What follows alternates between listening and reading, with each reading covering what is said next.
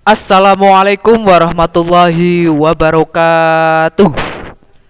Selamat pagi bro dan sis. Semoga senantiasa dikaruniakan kesehatan dan kemudahan rezeki yang halal, berkah barokah. Amin. Dan senantiasa dikaruniakan kebahagiaan dunia hadal akhirat. Amin. Oke bro dan sis, pada kesempatan kali ini kita akan share and apply ya. Sharing dan apply tentang teknologi CVT. Oke, pada kesempatan kali ini kita nanti akan membahas sekitar ada 4 poin. Yang pertama ada konstruksi CVT, yang kedua ada rangkaian alur tenaga CVT, cara kerja CVT, dan yang keempat ada SOP perawatan dan perbaikan CVT. Namun pada kesempatan kali ini nanti akan saya sampaikan, saya share yang poin-poin penting saja. Oke, yang pertama langsung saja kita ke CVT. Nah, pengenalan CVT ya. CVT itu apa ya? Nah, CVT adalah kepanjangan dari Continuously Variable Transmission. Nah, yaitu merupakan sebuah teknologi pada sistem pemindahan daya dari mesin menuju roda belakang menggunakan sabuk atau fibel yang menghubungkan antara drive pulley dengan driven pulley menggunakan prinsip gaya gesek dengan memanfaatkan gaya sentrifugal. Oke bro dan sis, untuk CVT pada sepeda motor itu sebetulnya adalah mengadopsi teknologi dari mobil, sama halnya dengan teknologi PJMFI atau teknologi injeksi sepeda motor itu sebetulnya mengadopsi dari fitur-fitur yang ada di mobil. Oke, langsung saja kita ke konstruksi CVT. Nah, konstruksi CVT secara umum, nah ini ada 3 bagian ya. Ada 3 bagian. Yang pertama ada puli primer, kemudian yang kedua ada fibel, kemudian yang ketiga ada puli sekunder. Nah, secara utuh untuk konstruksi CVT ada seperti ini ya. Kemudian kita bahas satu persatu. Yang pertama ada puli primer dulu atau puli yang berada di depan CVT ya. Nah, untuk komponen-komponennya ya ada bisa dilihat di layar ya. Nah, yang pertama yang ini ya ada slider atau P-slide. Ini bentuknya seperti ini dan terbuat dari apa ya? Mungkin dari atom plastik. Nah, kemudian yang ini ada cam atau orang menyebut rem plate. Nah, ini cam. Kemudian di sini ada pemberat atau wake roller, tetapi secara bahasa umum orang menyebutnya adalah roller. Kemudian di sini nanti ada ring, ada yang menggunakan ring, ada yang tidak, tergantung varian motor itu. Untuk selanjutnya di sini ada puli bergerak atau rumah roller atau primary sliding shift atau drive pulley, atau kalau bahasa kita di bengkel itu adalah rumah roller. Oke. Kemudian di sini nanti ada ring juga, kemudian di sini ada boss atau collar. Kemudian di sini ada puli tetap atau orang menyebut juga kipasan, tetapi secara bahasa teknik adalah primary fixed shift. Oke. Itu untuk konstruksi pada bagian puli primer. Oke. Nah, setelah puli primer kita akan belajar tentang bagian yang kedua. Sebelum bagian kedua kita hafalkan nama-namanya sesuai gambar ya. Oke. Yang pertama kita dari luar dulu ya. Nih. Ini kita sebut dengan kipasan atau puli tetap atau primary fixed shift. Ini ya. Kemudian selanjutnya ini ada rem plate atau cam. Kemudian ini yang hitam ada slider atau P-slide. Kemudian di sini ada collar atau boss. Kemudian ini ada pemberat atau wake roller.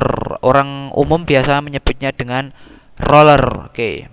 Kemudian ini ya, ini ada puli bergerak atau rumah roller atau primary sliding shift. Oke, sudah jelas ya? Kita lanjutkan ke konstruksi yang selanjutnya, yaitu konstruksi V-bell. Nah, pada konstruksi V-bell secara umum itu bentuknya hampir sama konstruksinya, tetapi ada yang membedakan, yaitu biasanya di setiap gerigi pada V-bellnya ada yang geriginya itu apa ya?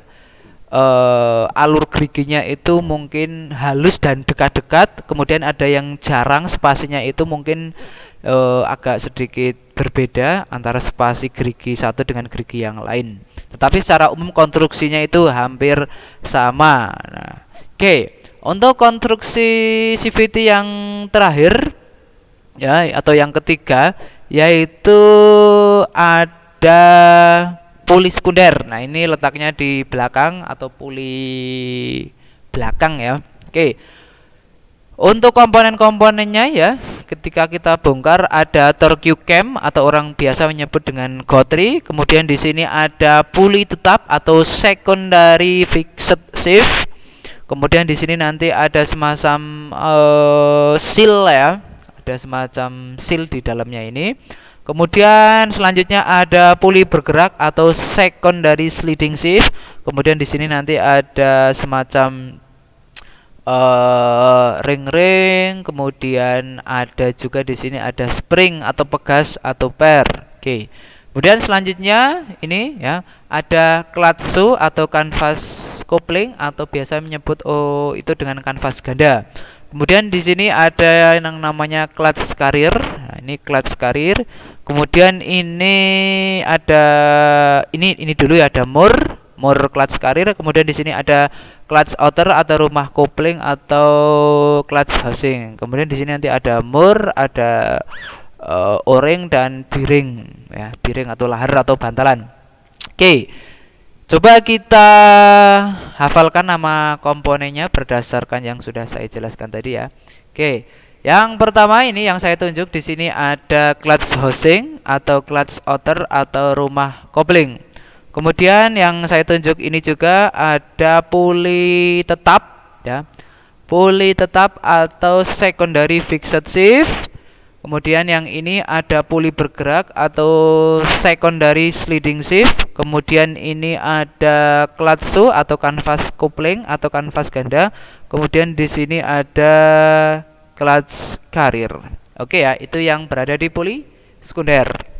Oke, next kita sekarang belajar ke alur tenaga CVT. Nah, sepeda motor matic itu ada yang sudah menggunakan fitur AC kickstarter, ada yang menggunakan starter biasa ya. Nah, pada kesempatan kali ini kita akan belajar yang pakai starter biasa dan kickstarter atau motor starter biasa.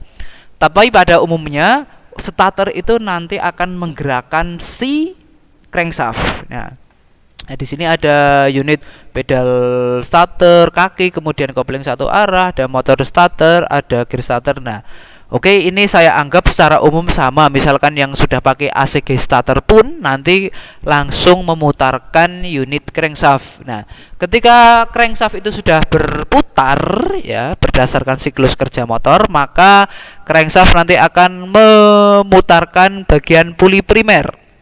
Nah, puli primer itu nanti ada bagiannya ya tentang apa namanya, ada primary primary yang puli tetap itu namanya primary fixed shift. Nah, dan ada primary sliding shift. Nah, ketika sistem atau unit puli primer itu sudah bekerja, kemudian nanti akan alur tenaganya akan disalurkan menuju V-bell. Nah, kemudian dari V-bell nanti akan disalurkan ke puli sekunder. Nah, berputar. Ketika puli sekunder sudah berputar dan bekerja, nanti bagian clutch karirnya itu nanti akan mengembang atau akan bekerja, akan mengembangkan si kanvas coupling atau kanvas ganda. Ketika nanti sudah ini mengembang, kemudian nanti akan menyentuh clutch outer atau clutch coupling atau rumah kopling. Nah, kemudian akan saling bergesekan sehingga rumah kopling tersebut nanti akan berputar. Nah, kemudian nanti akan menggerakkan unit gearbox dan as roda gigi primer. Selanjutnya nanti akan diteruskan putarannya ke drive axle dan ke roda belakang. Oke, kalau kita lihat, nah seperti ini ya. Ini saya sengaja, memang saya tidak mencantumkan video, tetapi coba kita analogikan dari konsep materi yang sudah saya sajikan ke dalam gambar. Nah, jadi ketika motor ini gambarnya ada di motor apa ya? Ya, anggaplah ini ada motor AC yang menggunakan teknologi starter ACG ya. ACG starter atau alternating current generator. Nah, misalkan ACG starter itu sudah berfungsi, maka pertama akan menggerakkan crankshaft. Nah, ini ya. Ini crankshaft yang saya tunjuk, ini crankshaft. Kemudian crankshaft itu nanti akan memutarkan primary fixed shift. Nah, secara bersamaan pada primary fixed shift ini berputar, nanti secara bersamaan juga akan memutarkan primary sliding shift. Nah, atau unit puli depan atau puli primer. Nah, ketika ini sudah berfungsi dan bekerja, maka nanti roller pun juga akan bekerja, kemudian tenaganya akan diteruskan atau disalurkan ke V-bel. Nah, ini bergerak maju.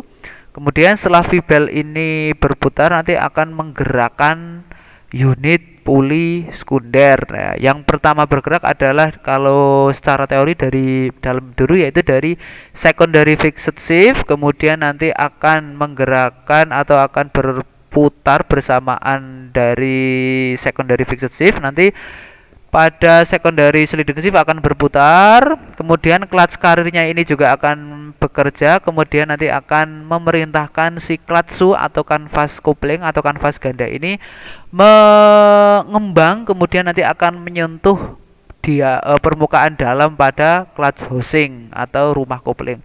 Nah, ketika sudah menyentuh, maka nanti akan bergesekan, kemudian clutch housing ini akan berputar dan menggerakkan unit as pada gearbox. Selanjutnya nanti akan diteruskan ke axle, kemudian nanti akan dari axle drive, kemudian nanti akan memutarkan roda belakang. Nah, kira-kira itu ya secara rangkaian alur kerja CVT. Oke, mungkin itu yang bisa saya sampaikan. Semoga bermanfaat. Untuk materi-materi selanjutnya nanti kita akan bahas pada pertemuan selanjutnya atau tutorial langsung by video. Oke, terima kasih. Semoga bermanfaat. Kurang lebihnya mohon dimaafkan. Saya akhiri. Wassalamualaikum warahmatullahi wabarakatuh.